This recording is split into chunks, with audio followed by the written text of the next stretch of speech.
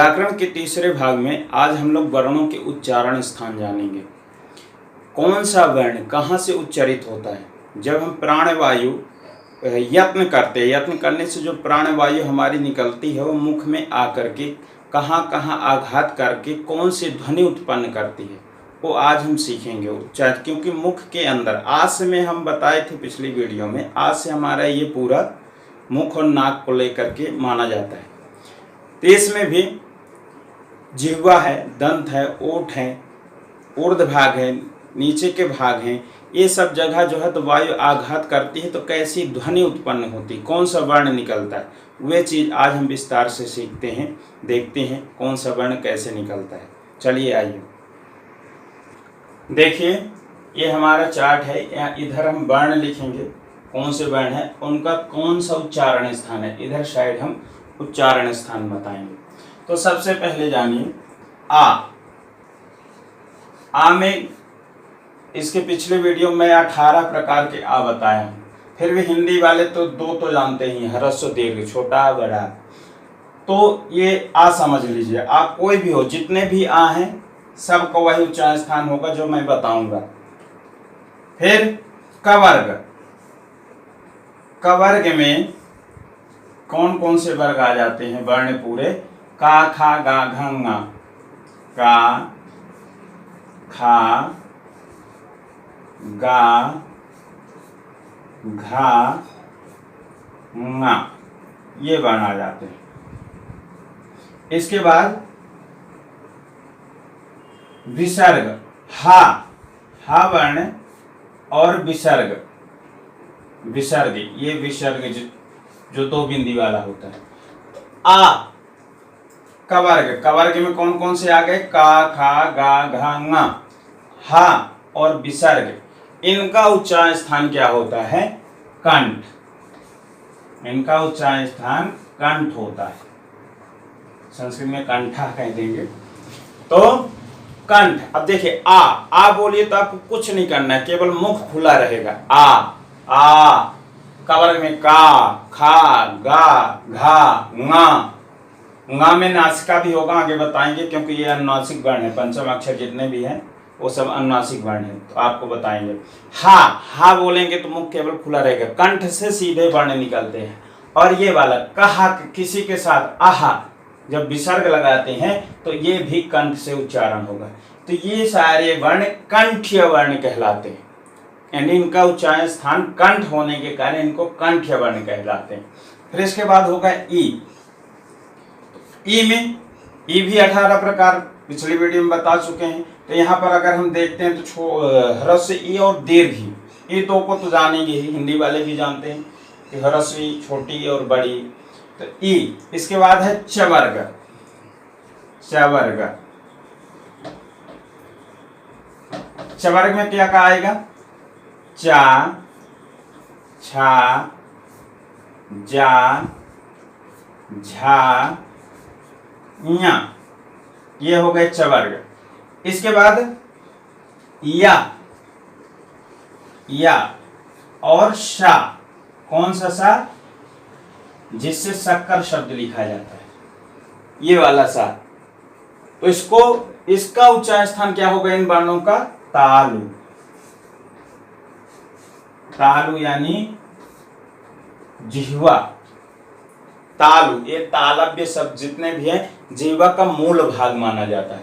तो ई चा छा जा झा या सा, इसको से बोलते करते सीटी वाला सा, क्योंकि थोड़ी सी सीटी से सुनाई पड़ती है, तो इसलिए ये सा, इसको क्या बोलते हैं, इनका उच्चारण स्थान क्या है, तालु, इसलिए इनको तालव्य वर्ण कहते हैं। ये जितने भी वर्ण हैं ई चवर्ग के सारे वर्ण, या और सा, इनको तालव्य वर्ण कहते हैं। और ये सा को हम तालव्य सा कहते हैं। इसको शक्कर वाला या कुछ कहने से शक्कर शब्द बस नहीं बनेगा, बहुत सारे शब्द बन जाएंगे, तो फिर कहेंगे वो वाला सा, ये वाला सा। तो इससे अच्छा है इसको तालव्य सा बोलिए, इसका नाम है तालव्य सा, तालु से उच्चारण होता है इसलिए इसका नाम, इसको क्या बोलेंगे, तालव्य सा। फिर है री में भी 18 प्रकार के री बताए। तो ह्रस्व दीर्घ तो जानेंगे, ह्रस्व री का ही प्रयोग होता है हिंदी में। दीर्घ को भी हिंदी में बहुत कम लोग जानते हैं। तो इस तरह से ये री। टवर्ग, टवर्ग में क्या क्या आ जाएगा? टा, ठा, डा, ढा, णा, ये वर्ण आ गए टवर्ग के। रा, इसके बाद है रा और शा, ये वाला शा, इनका उच्चारण स्थान क्या होता है? मूर्धा। अब समझने की बात है, री, टा, ठा, डा, ढा, णा, रा और शा, शा, इसको शा बोलते हैं। इनका उच्चारण स्थान मूर्धा। मूर्धा मतलब होता तालु के ऊर्ध्व भाग, ऊपर का भाग। टा आप बोल के देखिए, टा बोलेंगे तो जीभ लटक करके ऊपर जाके टच होती है, टा वहां पर स्पर्श करती है। ठा वहीं से निकलता, तो जितने भी वर्ण है सब वहीं से निकलेंगे। री, री बोलेंगे तो हल्का टच होती है, तो ये आभ्यंतर प्रयत्न का कुछ इसमें वो रहता है। जब आभ्यंतर प्रयत्न सिखाएंगे तो आपको बताएंगे कि थोड़ा, जैसे जब उच्चारण स्थान सबका एक है तो किन्हीं किन्हीं वर्ण में थोड़ा कम स्पर्श होना एक क्यों होता है। तो ये आभ्यंतर प्रयत्न जब बताएंगे, अगली वीडियो में आपको बताएंगे, तो उसमें समझ में आ जाएगा कि क्यों ऐसा होता है। बाकी री, री बोलेंगे तो जीभ ऊपर ही जाकर के टच होगी। टा, ठा, डा, ढा, णा सब एक जगह से ही निकल रहे, वहीं जीवा जाके टच होती है। रा, रा बोलेंगे तो वहीं से, और शा, शा भी वहीं ले जाकर बोलना है। तो ये वाला सा को कैसे बोलना? तालु में ले जाके जीभ सा, और इसको क्या बोलेंगे? ऊपर ले जाकर जीभ मोड़ करके टा, जैसे टा बोलते हैं उसी तरह बोलेंगे शा, शा, तब ये शुद्ध उच्चारण होगा, तब समझ में आएगा ये शा अलग है। नहीं तो दोनों को एक जैसे सा सा बोलेंगे तो अंतर क्या रह जाएगा। तो इसलिए इसको शा बोलते हैं, शा। ये मूर्धन्य वर्ण है, मूर्धा उच्चारण स्थान है, इसलिए इन सब वर्णों को हम मूर्धन्य वर्ण कहते हैं। इसके बाद हो गया लृ। लृ भी पढ़े हैं स्वर, लृ को बताए हैं, उसमें लृ संस्कृत में स्वर होता है 14। जब प्रत्याहार बताएंगे तो उसमें बताएंगे भी, 14 सूत्र देखेंगे तो संस्कृत वाले जानते भी हैं। तो लृ, तवर्ग, तवर्ग, लृ, तवर्ग। तवर्ग में कौन कौन से आएंगे? ता, था, दा, धा, ना, ये वर्ण। फिर इसके बाद है ला वर्ण, ला और सा, ये वाला सा, जिसको सड़क वाला या सरौता वाला बोलते हैं। तो इससे सड़क शब्द नहीं और सरौता शब्द बस नहीं बनता, पता नहीं कितने सारे शब्द हैं, इसलिए इनको क्या बोलेंगे? इनका उच्चारण स्थान क्या है? दंत, दंत। संस्कृत में लिखेंगे दंताः, क्योंकि दांत बहुत सारे होते तो बहुवचन में लिखेंगे। तो लृ, लृ बोलेंगे तो दांत में देखिए, लृ बोलने से दांत में जिह्वा स्पर्श करती है। ता, ता बोलेंगे तो ऊपर वाले दांत में स्पर्श करेगा, अगर नहीं करेंगे तो ता निकलेगा ही नहीं। ता, था, दा, धा, ना, ना। अनुनासिक है तो नासिका भी उच्चारण होगा, तो आगे बताएंगे। ला, ला भी बोलेंगे तो जीभ वहीं स्पर्श करती है दांत में ऊपर वाले। और सा, ए सा भी हमको दांत में ही स्पर्श करके निकालना है, तो इसलिए तीनों सा का उच्चारण अलग अलग हो जाएगा। एक का तालु है, एक का मूर्धा, एक का दंत। इनको दंती, इसको दंतीय सा कहते हैं, दंतीय, इसको मूर्धन्य सा और इसको तालव्य सा। तीनों सा का नाम है अलग अलग, इसलिए तालव्य, मूर्धन्य और दंत्य, इस तरह बोलना चाहिए। आगे है उ। उ में सभी जितने 18 प्रकार, चाहे छोटा उ बड़ा उ मान लीजिए, ह्रस्व दीर्घ उ दोनों, या 18 प्रकार जो मैं पहले बता चुका हूं। उ, पवर्ग, पवर्ग। अब पवर्ग में क्या क्या आ जाएगा? पा, भा, बा, भा, मा।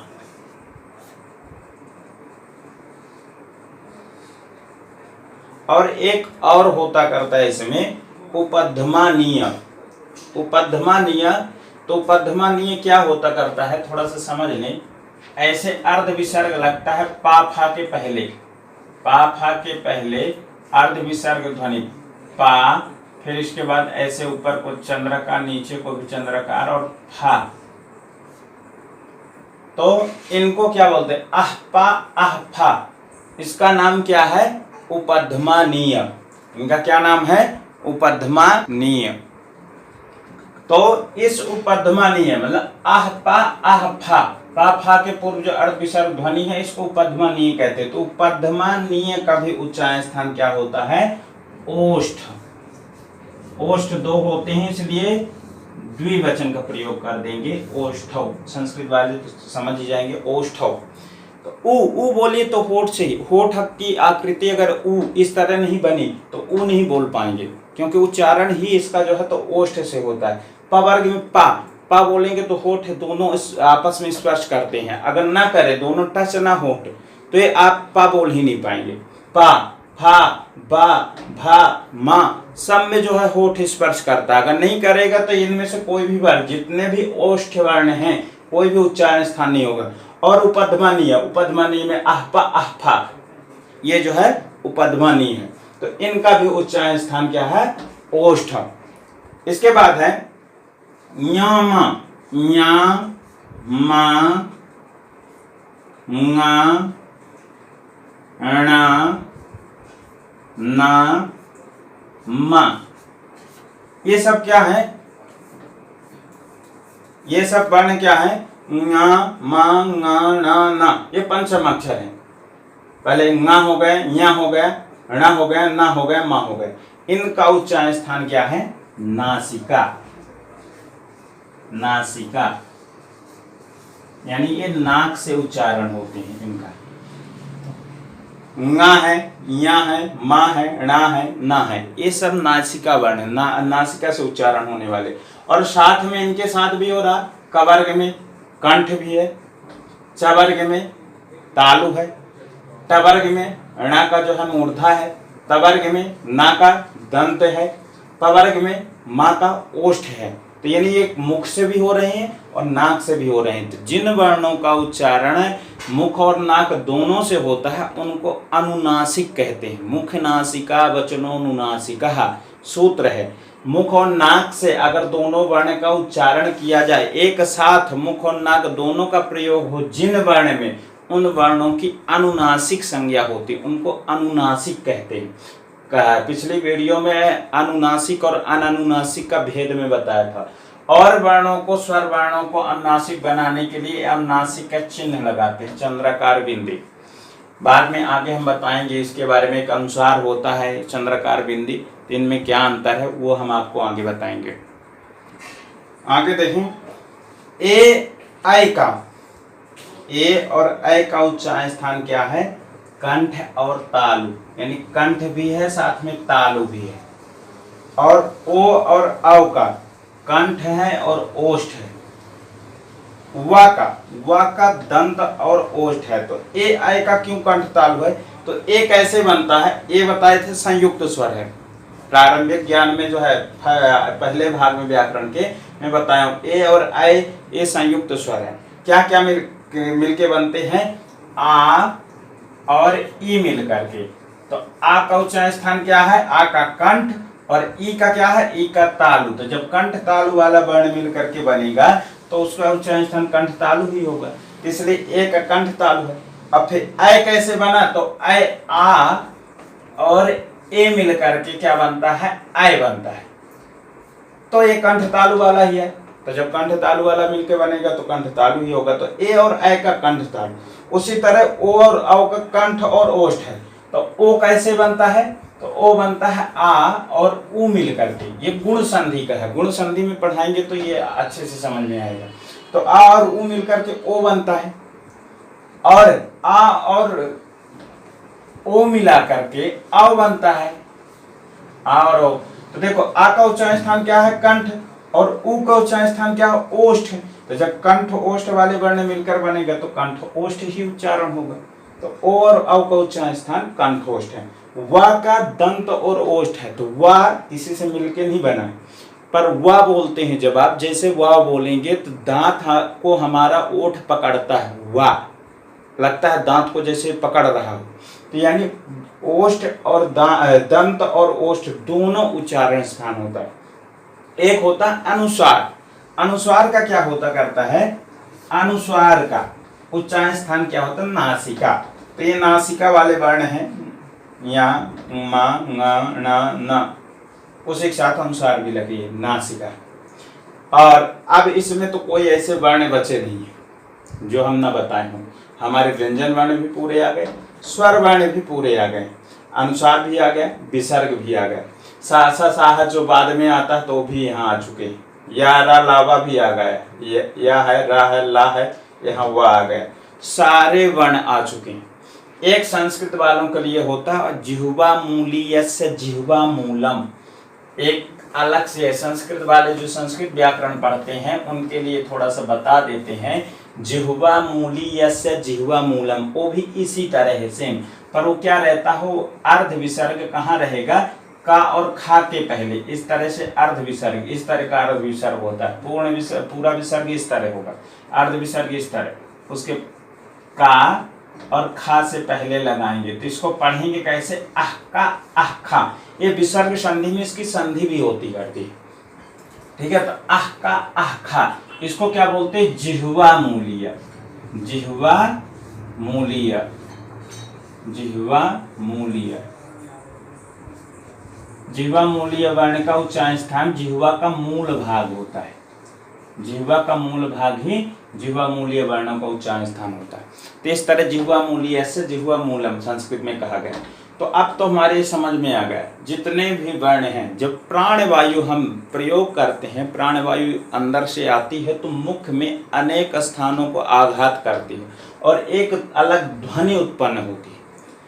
अब जैसे हारमोनियम में होता है, जब हम भांति ऐसे मारते हैं तो उसमें एक वायु जो प्रवेश करती हो तो एक ही वायु रहती है, पर अलग अलग स्केल जब दबा करके उसकी हम ट्यून निकालते हैं तो अलग अलग ट्यून सुनाई पड़ती, क्योंकि वो अलग। तो इसी तरह जब हम प्राणवायु जो श्वास लेते हैं वो तो एक ही वायु है, पर अंदर से जब आती है मुख में आकर के अनेक स्थानों को आघात करती है तो अनेक प्रकार की ध्वनियाँ उत्पन्न होती।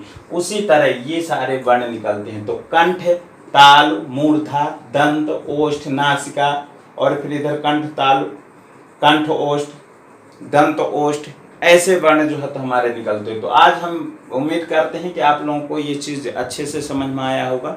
और ये कितना विज्ञान है पूरा। पहले ऋषि मुनि हमारे यही बता देते थे कि किनका उच्चारण कहाँ से होगा, फिर कहते थे जाओ अभ्यास करो, जा करके अभ्यास करो, यहीं से इनका उच्चारण करने की कोशिश करो। जो कंठ वर्ण उनको कंठ से उच्चारण करने की कोशिश करो, जो तालव्य वर्ण है उनका तालु से उच्चारण करने की कोशिश करो, जो मूर्धन्य वर्ण है उनको मूर्धा से उच्चारण करने की कोशिश करो, ठीक है। तो इस तरह से आप जिसे सा है तो तीनों सा हमें एक जैसे बोला करते हैं, परंतु वो बता दिए, देखो ये तालव्य सा है, तालु से उच्चारण होगा। तो हमेशा ध्यान रखना तालु को ही स्पर्श करके इसको जिह्वा जब हम बोलते हैं तो थोड़ी सी नीचे दांत के नीचे आती है। जैसे चा चा बोलते हैं तो नीचे दांत के आती है, और बीच का भाग जिह्वा का ऊपर टच होता है। चा, छा, जा, झा, या में थोड़ा कम टच होती है और शा में भी कम होती है। तो क्यों? क्योंकि आभ्यंतर प्रयत्न का इसमें थोड़ा सा वो रहता है, जिसके कारण आभ्यंतर के कारण यहाँ कम स्पर्श होती है। बताएंगे आभ्यंतर प्रयत्न में क्या रहता है ऐसा, ठीक है, अगले वीडियो में आपको बताया जाएगा। इसी तरह मूर्धा ऊर्ध्व भाग से उच्चारण होने वाले टवर्ग है पूरा, रा है, शा है, तो ये सब जो है तो जितना भी उनका उच्चारण स्थान अगर हम जान गए तो शुद्ध तरीके से हम वर्णों का उच्चारण कर सकते हैं। तो चलिए आज के लिए इतना ही। अगले वीडियो में हम आपको आभ्यंतर प्रयत्न, बाह्य प्रयत्न, यत्न क्या होते हैं यत्न के बारे में बताएंगे। यत्न में जो आभ्यंतर और बाह्य है उसके बारे में विधिवत, तो आभ्यंतर की अगली वीडियो बनाएंगे, इसके बाद बाह्य प्रयत्न का फिर आगे देखा जाएगा। चलिए, नमो नमः, धन्यवाद।